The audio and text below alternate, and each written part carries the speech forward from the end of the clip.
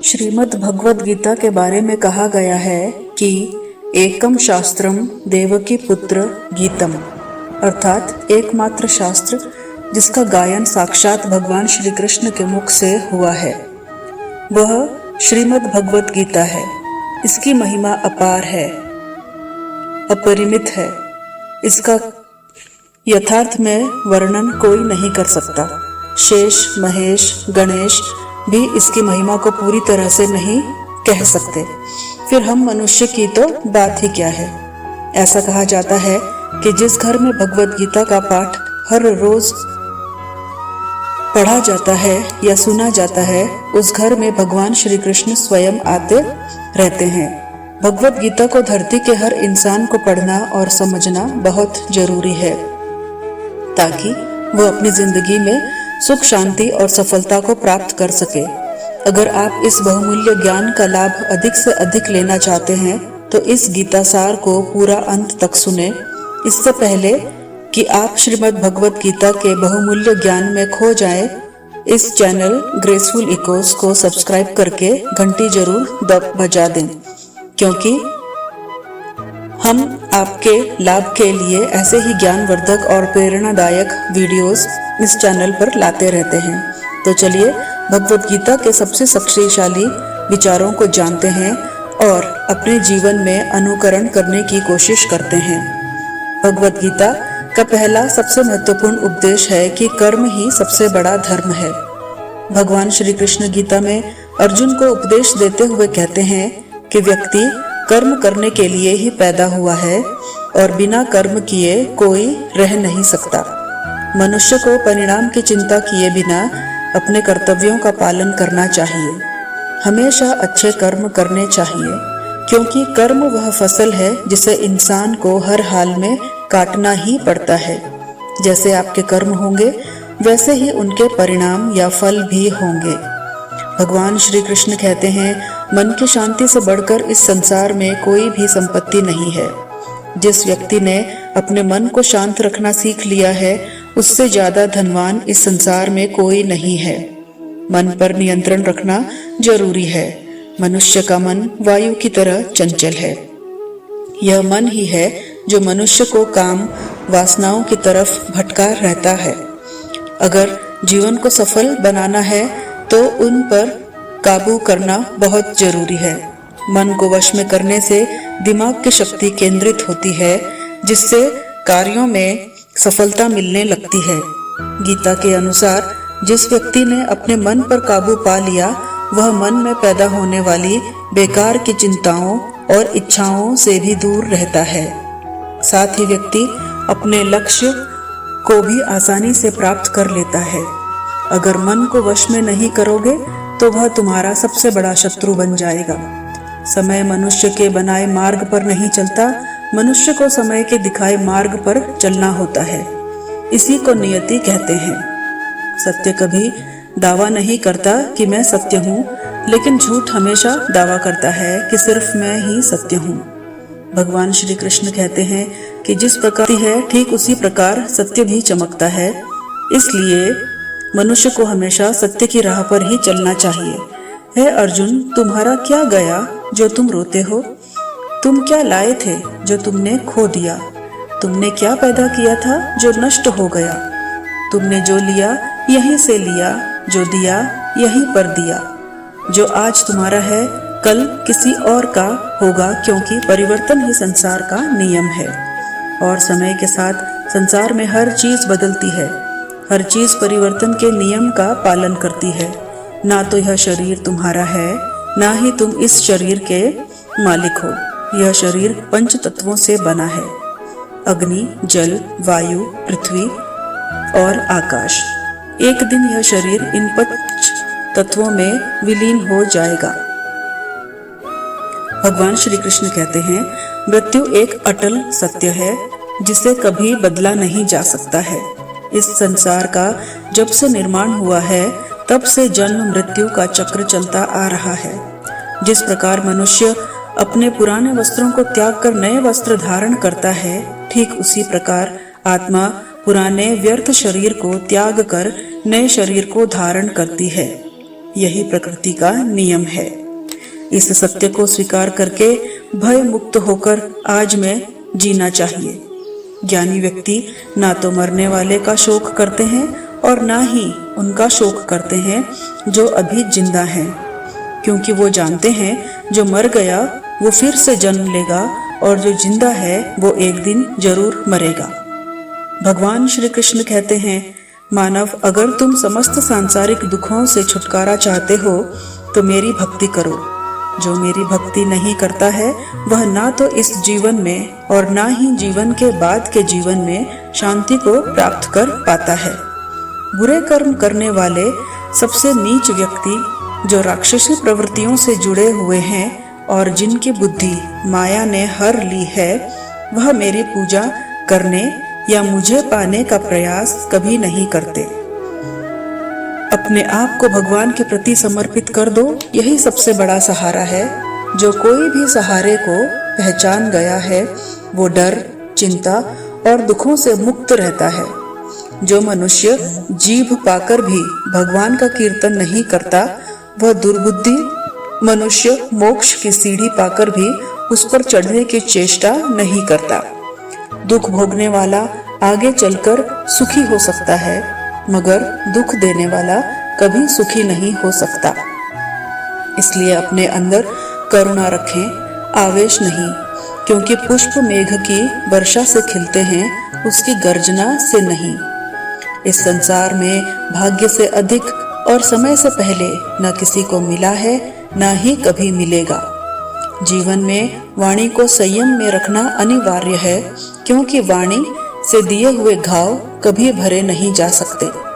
सज्जन व्यक्तियों को सदैव अच्छा व्यवहार करना चाहिए, क्योंकि इन्हीं के पद चिन्हों पर सामान्य व्यक्ति अपने रास्ते चुनता है। जो मनुष्य भगवत गीता को पढ़कर उस पर अमल करता है, उसके सारे दुष्कर्मों का प्रभाव समाप्त हो जाता है। धर्म से भरा हृदय धर्म का परामर्श देता है और अधर्म से भरा हृदय अधर्म का परामर्श देता है। इंसान इसीलिए दुखी नहीं है कि वह ईश्वर को नहीं मानता।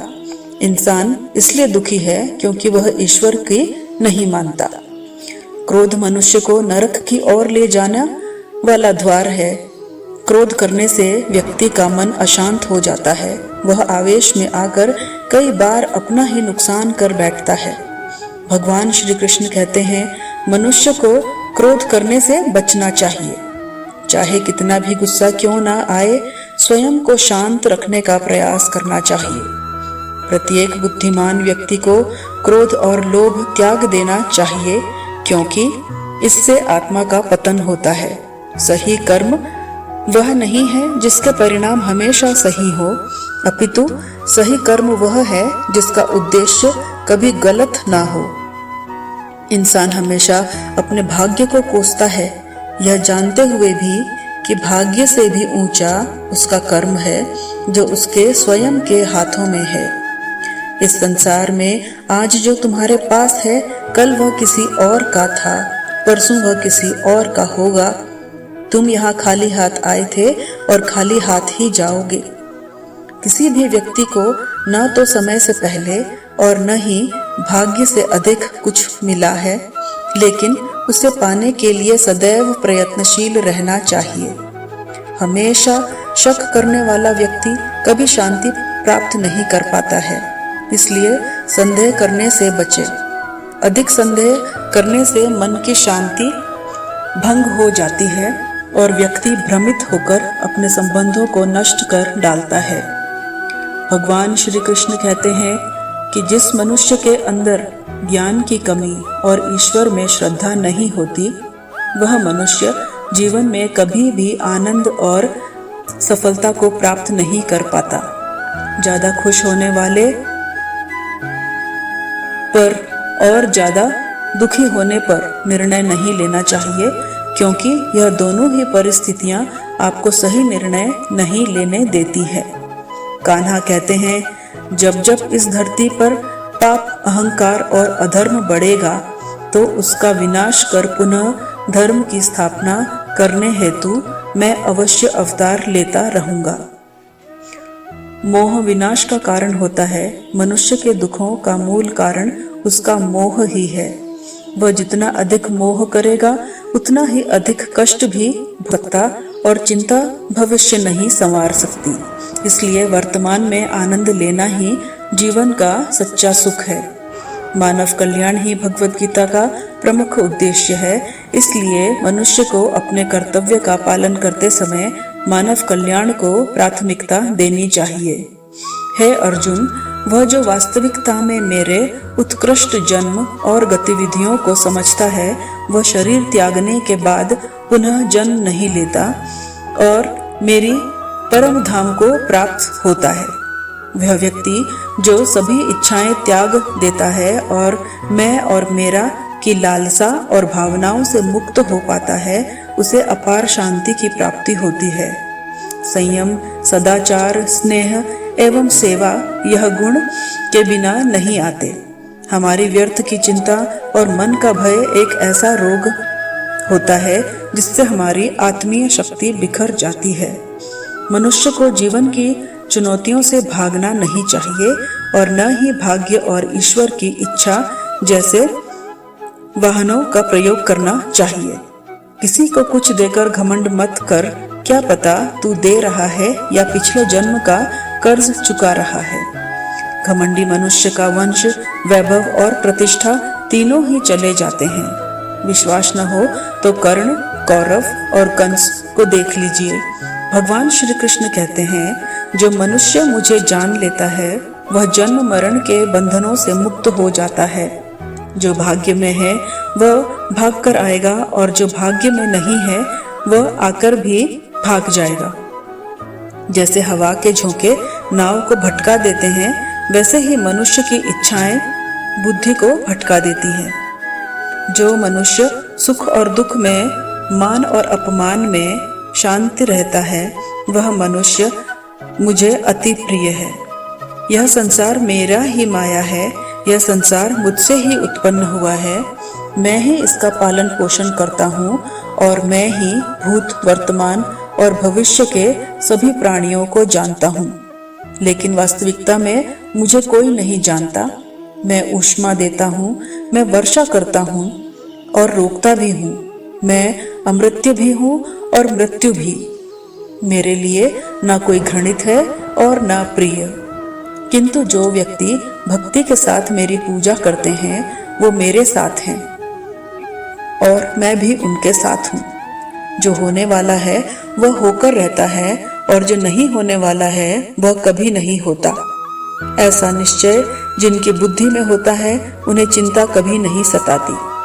तुम आज जो भी कर्म कर रहे हो उसका फल तुम्हें कल प्राप्त होगा और आज जो तुम्हारे पास है वह तुम्हारे द्वारा किए गए पिछले कर्मों का ही फल है।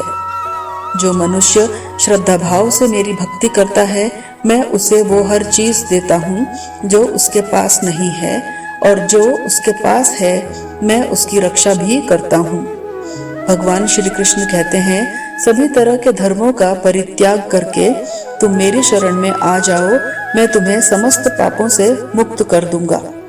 उस इंसान को कभी नजरअंदाज मत करना जो आपसे प्रेम करता है, आपकी देखभाल करता है, आपको याद करता है, क्योंकि एक दिन जब आपकी आंखें खुलेंगी तब आपको यह एहसास होगा कि आपने तारे गिनते गिनते चांद को खो दिया। धैर्य रखिए, सही समय आने पर आपके पास सब कुछ होगा जिसके लिए आपने मेहनत की है। ध्यान का अर्थ है भीतर से मुस्कुराना और सेवा का अर्थ है इस मुस्कुराहट को औरों तक पहुंचाना। जब कल का दिन देखा ही नहीं तो आज का दिन क्यों खोए। जिस घड़ी में हम हंस सकते हैं उस घड़ी में कल के लिए हम क्यों रोएं। भाग्यशाली वो नहीं होते जिन्हें सब अच्छा मिलता है, बल्कि भाग्यशाली तो वे होते हैं जिन्हें जो भी मिलता है उसे वो अच्छा बना लेते हैं। भगवान श्री कृष्ण कहते हैं, अगर कोई तुम्हें दुखी करे तो बुरा मत मानना, क्योंकि लोग उसी पेड़ पर पत्थर मारते हैं जिस पेड़ पर सबसे ज्यादा मीठे फल होते हैं। जरा सोचिए, जब इंसान बिना चाबी के कोई ताला नहीं बनाता, फिर वह तो भगवान है वह ऐसी कोई समस्या का निर्माण क्यों करेंगे जिसका कोई समाधान ही ना हो। यह रूप, यह धन, यह दौलत, यह छल, यह कपट, यह सब यहीं धरा रह जाएगा। तुम्हारे साथ सिर्फ तुम्हारा अच्छा कर्म ही जाएगा। चोट का असर लगने में नहीं, अनुभव करने में होता है। आत्मा पर लगी चोट शरीर पर लगी चोट से कई गुना ज्यादा गहरी होती है और पीड़ादायक भी। निंदा से घबराकर अपना लक्ष्य कभी न छोड़ें, क्योंकि लक्ष्य मिलते ही निंदा करने वालों की राय बदल जाती है।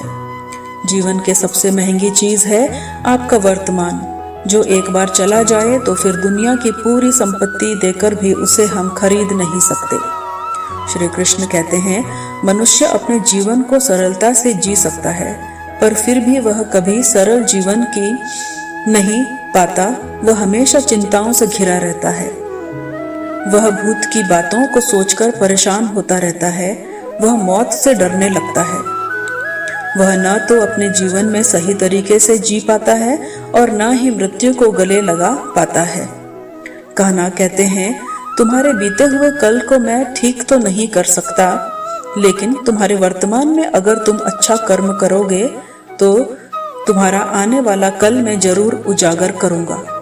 ईश्वर से कुछ मांगने पर ना मिले तो उससे नाराज न होना, क्योंकि ईश्वर वह नहीं देता जो आपको अच्छा लगता है, बल्कि वह वही देता है जो आपके लिए अच्छा होता है। जिस प्रकार समुद्र पार जाने वाले के लिए नाव ही एकमात्र साधन है, ठीक उसी प्रकार स्वर्ग के लिए सत्य ही एकमात्र सीढ़ी है। हम ना बोले फिर भी वह सुन लेता है, इसलिए उसका नाम परमात्मा है। वह ना बोले फिर भी हमें सुनाई दे, उसी का नाम श्रद्धा है।